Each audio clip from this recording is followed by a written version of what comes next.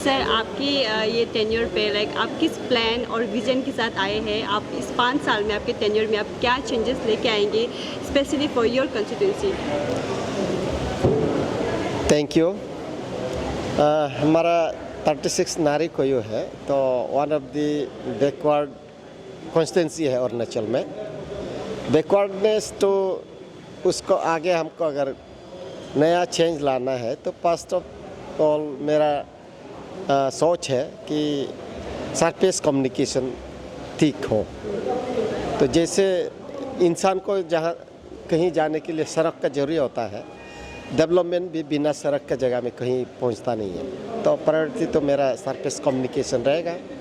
Then life को change करने के लिए हमारा अरुणाचल कॉन्टेक्स्ट में जो देखा गया है, जो लिविंग स्टैंडर्ड को चेंज करने के लिए जो स्टेट गवर्नमेंट को और ये आपका जो हमारा पब्लिक को रेवेन्यूज जहाँ पे हम सही ढंग से मिल सकता है, तो हम मेरा नज़र में जो देख रहा है कि एक हाइड्रो पावर जो है स्टेट एज ए होल हिसाब से एक सेक्टर है।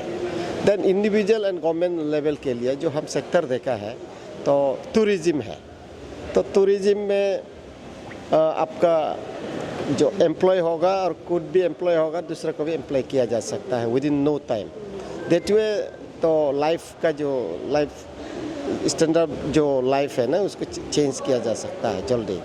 तो इसलिए मैं 36 नारी कोयू में मेरा अपना एजेंडा में भी, मैनिफेस्टो में भी हम रखा है कि नारी कोयू के लिए एक टूरिस्ट सर्किट हम प्लान करेंगे।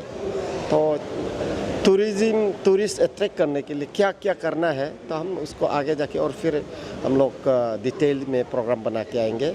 तो यही है। देन हेल्थ सेक्टर और एजुकेशन तो ये तो चलते रहेगा, और रूरल इकोनॉमी को मैं स्ट्रॉन्ग मजबूत करने के लिए मेरा इरादा है। तो सर नामसाई डिक्लेरेशन के अनुसार जो कि इंटर स्टेट जो डिस्प्यूट चल रहा है अभी तक फाइनलाइज नहीं हुआ है। Specially when we talk about your constituency, that is the one place is called आदि ताको। यस, जो अभी तक उसका जो डिसाइड नहीं किया गया। तो you being a newly elected जो एमएलए, तो आप इसका ऊपर क्या करने वाले और क्या खेलने वाले? तो ये आपका नामसाई डिक्लेरेशन का जो सब्जेक्ट है, तो उसी पे हम जो मेरा पर्सनल ये है, तो उसको हम ये इस हिसाब से देखते हैं एज ए जो जनरल ऑब्जर्वर। तो नामसाई डिक्लेरेशन में सर्टेन कुछ क्लोजेस है रिविजिट करने का, हम जो मेरा पर्सनल है। हाँ, तो 36 नारी कोयू का जहाँ पे हमारा जो अनसेटल्ड जो पार्ट्स है, उसमें भी देखा गया कि हमारे लोगों का पहले थोड़ा गलतियाँ हुआ है। तो उसको कवर अप करने के लिए जो प्रोस्पेक्ट जो देखा गया है, तो उसमें हमारे जो नामसाई डिक्लेरेशन का कुछ क्लोजेस में जब हम रिविजिट करके चेंज नहीं ला सकता है, तो लॉन्ग रन में भी अरुणाचल के लिए हम ये लूजर होने के चांस ज़्यादा देख रहे हैं। तो अभी तक जो देखा गया है, तो हमारे जो लोकल कमिटी लोग मेहनत ज़रूर किया है। देन हमारा जो लीडर्स का जो जितना जो लोग टाइम एनर्जी जो देना है वो देखा है, लेकिन उसमें भी अभी तक देखा गया है कि अरुणाचल इसमें हमारा जो है कोई बेनिफिट जो है से ज़्यादा लॉस ज़्यादा हो गया। तो इसमें हमारे लिए बेनिफिट सिर्फ यही होगा कि इस बार जहाँ से जो जुरिस्डिक्शन या बाउंड्री फिक्स करेगा, उसके बाद फर्दर असम जो है फर्दर एंक्रोचमेंट नहीं होगा।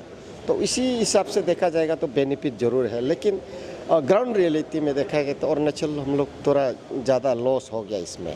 तो इसी को देखते हुए अभी फाइनलाइज नहीं हुआ है, तो आगे जाके भी तो रिविजिट करके इसको अच्छा से फिर डिस्कशन करना ज़रूरी होगा। असम काउंटर पार्ट को किस तरह से हम लोग कन्विंस करना है, तो उसमें हमें थोड़ा मेहनत करने का कुछ और ज़रूरी है। सर आप लोग का ये गालो वेलफेयर सोसाइटी ने बहुत अच्छे इनिशिएटिव किया। आप लोग जितने भी गालो जो न्यूली इलेक्टेड एमएलए को आप लोग को फेलिसिटेट किया है सर, इसके हाँ। बारे में कुछ कहे तो आपको कैसा लग रहा है? यस, ये हमारे जो गालो वेलफेयर सोसाइटी को का एक अम्ब्रेला है।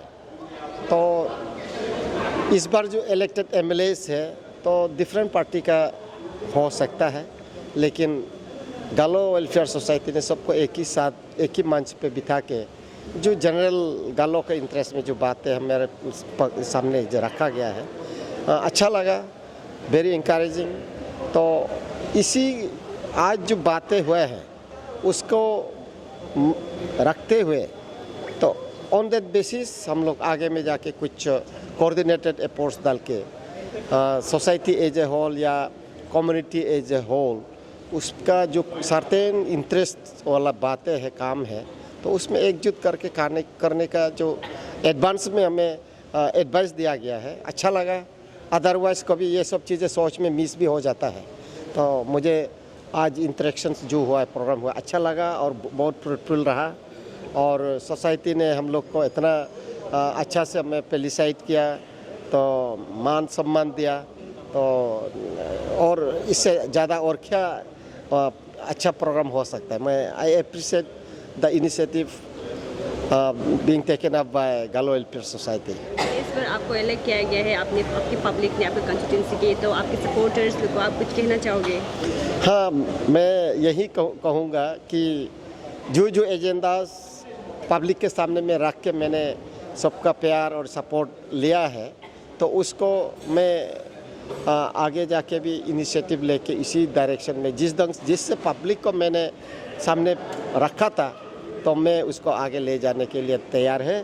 तो आगे जाके भी जो आपका प्यार और सपोर्ट जो हमको दिया है, तो मैं उम्मीद करेगा और प्रे करूँगा कि नारी कोई का लोग मुझे बरकरार ये आगे भी बरकरार रखेगा, उन लोग का सपोर्ट और प्यार। सभी मीडिया कर्मी जो यहाँ पे मौजूद हैं, बहुत बहुत मेरा प्यार भरा नमस्कार।